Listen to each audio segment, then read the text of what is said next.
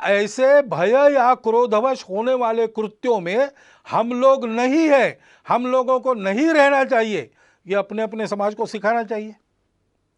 ऐसा नहीं करते तो क्या होता है, भारत के समाज को अतिशय वंद्य ऐसे 2 सन्यासियों की हत्या यहां महाराष्ट्र में हुई। अब उसको लेके बयानबाजी वगैरह चलती है, उसको एक बाजू रख दिया जाए, परंतु यह कृत्य होना चाहिए क्या? कानून व्यवस्था को हाथ में लेना चाहिए क्या? ऐसा जब होता है तो पुलिस ने क्या करना चाहिए? ये सारी बातें सोचने की बातें हैं।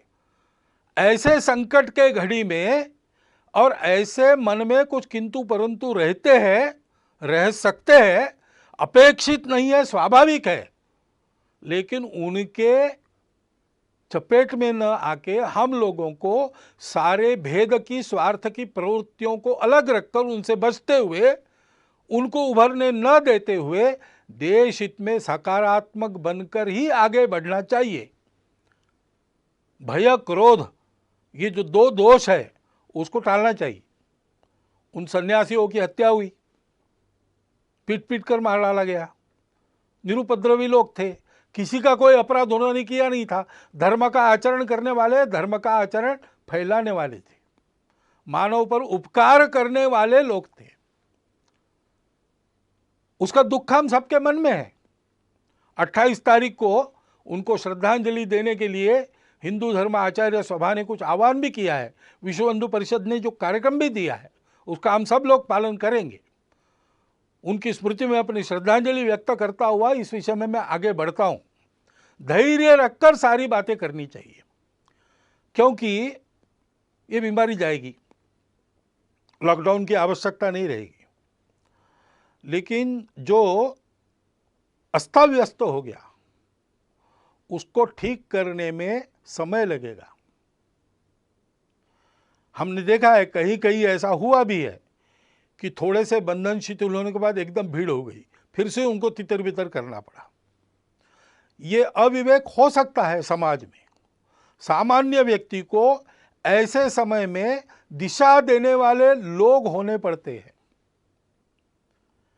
अब विद्यालय खुलेंगे तो फिजिकल डिस्टेंस मेंटेन तो करना पड़ेगा आने वाले समय में कई दिनों तक।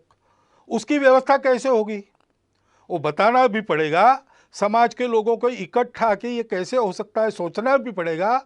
विद्यालय में, विद्यालय के आसपास के परिसर में छोटी संख्या में क्लासेस लगा सकते हैं क्या, ई क्लासेस लगा सकते हैं क्या, क्या करके विद्यालय की शिक्षा शुरू भी होगी और ये डिस्टेंस मेंटेन होगा।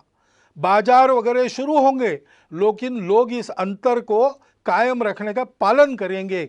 फैक्ट्री उद्योग शुरू होंगे तब भी भीड़ नहीं होगी, अंतर रखकर अनुशासन से लोग चलेंगे। इसके लिए चिंता करने की आवश्यकता है, यानी राहत पहुंचाने का काम शायद कम हो सकता है, परंतु फिर से ये बीमारी न आए, उतावली न हो, इसके लिए समाज को दिशा देने का काम हमको करते रहना पड़ेगा। ये सारे काम होने हैं तो समाज में एक सद्भाव, सदाचार, सहयोग का वातावरण बनना चाहिए। समाज के सारे जनमान्य लोगों को इकट्ठा करके उनके द्वारा ये बात करवानी होगी। देश और दुनिया से जुड़ी सभी प्रमुख खबरों के लिए हमारे चैनल को सब्सक्राइब करें और लेटेस्ट वीडियो पाने के लिए बेल आइकन को जरूर दबाएं। साथ ही हमारे वीडियो को लाइक और शेयर करना ना भूलें।